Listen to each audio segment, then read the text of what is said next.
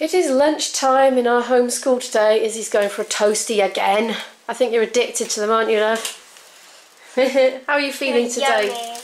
My lip still hurts quite a lot. Oh, how are the eyes? My eyes don't hurt anymore. They're looking a little bit red. Oh, we've been having a maths horror time again.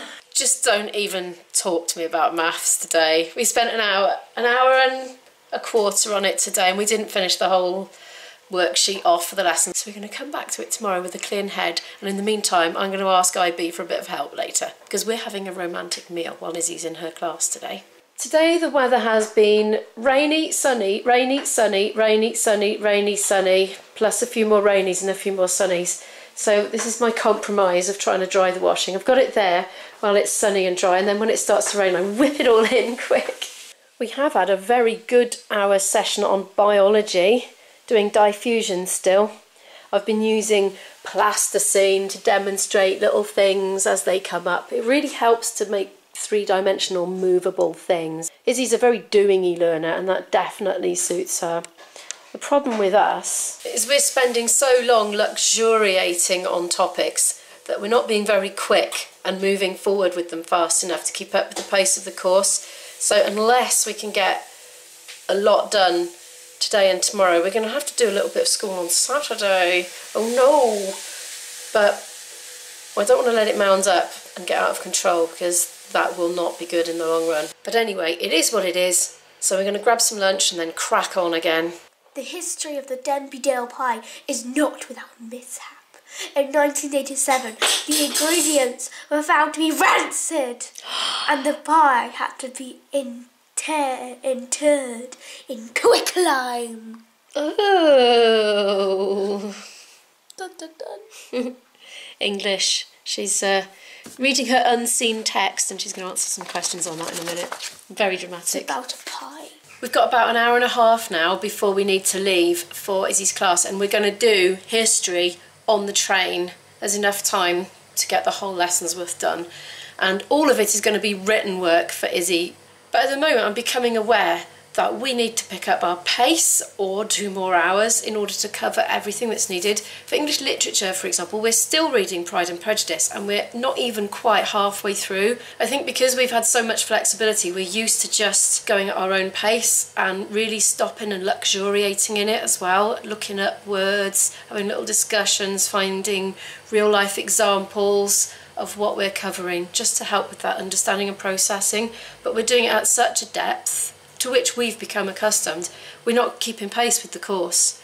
So have to have a little think about how we can modify what we're doing to accomplish that. I hate skipping over stuff. I don't want her to just know that something is a certain way without understanding why, or not being able to relate to it.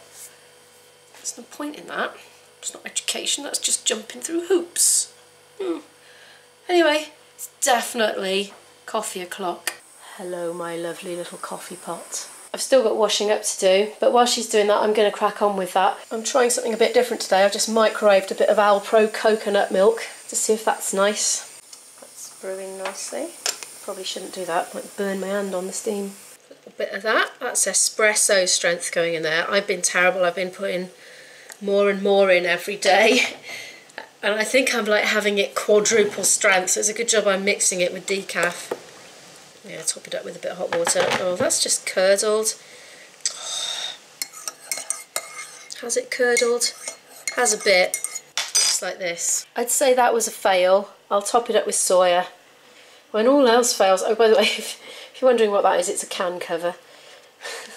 I'm trying to cut down on the amount of cling film I'm using. I'm getting there gradually. I'm still using some though. This won't curdle. The Alpro soya, sweetened soya, never curdles in coffee, to my knowledge or experience. Good job I left a bit of room at the top. Oh, there's a little bits coming up. I wonder what that was about. And now it's sunny again. Make your mind up, weather. I'm thinking that another reason we might be taking so long to get through the material is that we're accustomed to not moving on until she's fully understood it. But I suppose in a school context you don't necessarily get everything before you're forced to move on So whether you've understood it and are able to get 100% or not, you've got to move on. So, I don't know, maybe I'm aiming too high. Maybe we should just be happy with 70 or 80% and just move on. What do you think? Are you a maths teacher? Are you a maths teacher? Should we be fully understanding everything before moving it on? Or should we just be happy that it'll be enough for a C and move on? What is the answer?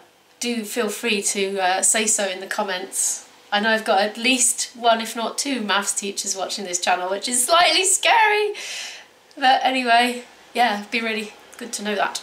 I've just had another one of life's little triumphs. I got all the gunk off the lasagna dish and it's lovely and clean. I'm about to do some history. We're in a great mood. We just had our first lot of email feedback from Izzy's English tutor, Catherine Mooney, and it was really nicely worded, and it's been a bit of a boost to Izzy's confidence, shall we say? Yeah! Speaking of confidence, I'm seriously lacking it in the maths department at the moment. I have brought the maths with me to have another go over on the train while Izzy's doing her history. That's sad, Mummy. It is, yeah, but it's the honest truth. To be fair, I didn't really understand it. What I did, it was just they swazzled some hard questions in there that they didn't cover in a lesson. So that's what happened last time. That's when we got stuck the last few times, wasn't it? They cover so much in the lesson, but then they put these extra bonus, extra hard questions in. We have to sort of work it out backwards. I figured out every time we had one of those questions. I figured them out, apart from the last one. You're doing it by deduction though, aren't you? Izzy's looking at the list of answers and she's like working them all out one at a time to see which one is that answer. Yeah. And she's cheating, doing that way better. I think I've got a feeling you maybe do get them. I think it's thinking outside the box. Well, it worked. Yeah, it's thinking outside of the box. So basically, it gives us loads of like answers. You have to like tick the one that you think is the right answer. So then, for example, it's like, find the percentage of this answer, and then there's percentages of the answer. I take one of the percentage, I try the question out with that percentage and see if it works, and if it doesn't, I just try the next one, and then I try all the percentages, and the one that works is the answer, and it has worked. And it's not cheating, I'll have you know, it's called using your initiative. So, and it works, so. But I'm still going to ask my boyfriend how to do it properly. Yeah, you do that. Now I'm going to get on with my work now, so... Okay, bye! IP is now doing the maths. He's having a go. And he's going very fast compared to me earlier. Oh my goodness, the scene in the car. Invisible boyfriend is still trying to work on the maths. He's argued with the answer sheet and now he's still mulling it over as he's driving, and he said he's going to have to find somewhere safe to pull over and just carry on working on it. I meanwhile have messaged a tutor saying, how much do you charge? Can we have a little chat? Well, if Maths Genius here can't do it. It's not a hard problem, is it? It's the question. I think we're having a maths crisis. He literally says that the answer sheet is wrong. No. It's probably not. No, he's found his... He thought the 10% deposit was the 10% interest rate. That's where he's gone wrong on that.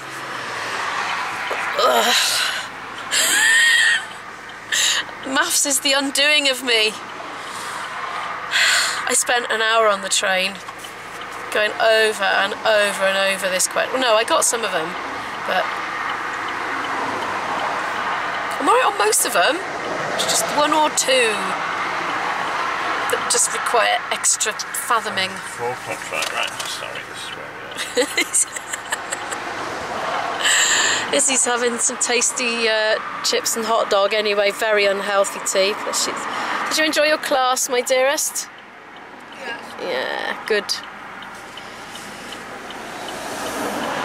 He's still going. He's gone into a frenzy, tapping at the calculator frantically. 10.5. can't do homeschooling. I've solved it. It's making me feel less inadequate if he can't do it. Because he is maths genius, man. I said I can't do it. 10 minutes later, the rain has started. Several answers later, still not in the answers box. We'll just have to put in what we've got, guess on that one, and then it'll tell us how we should have done it when we've got it wrong. I just have to learn it that way. I'll do you a printout, you can take it home with you. Izzy wants to get back and do a video call with a friend she's working on a project with. Oh, I'm getting wet, the rain's coming in. Finally on our way, still unresolved, but you know, it's getting dark.